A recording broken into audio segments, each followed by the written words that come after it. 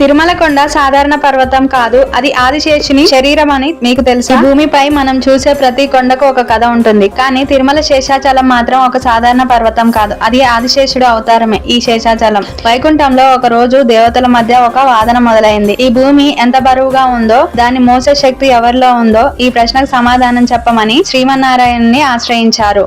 అప్పుడు శ్రీమన్నారాయణుడు తన ప్రియ సేవకుడు ఆదిశేషుని పిలిచాడు. భూమిని మోసే శక్తి ఉన్నవాడు నీవే కదా అని ప్రశ్నించాడు.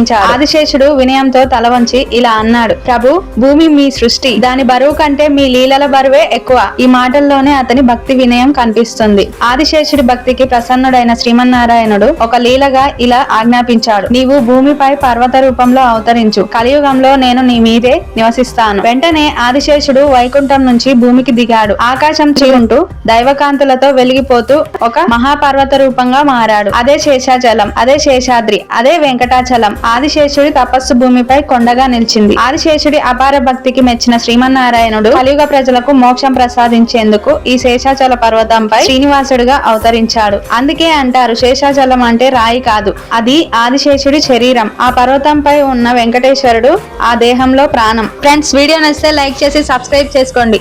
ఓం నమో వెంకటేశాయ అని కామెంట్ చేయండి.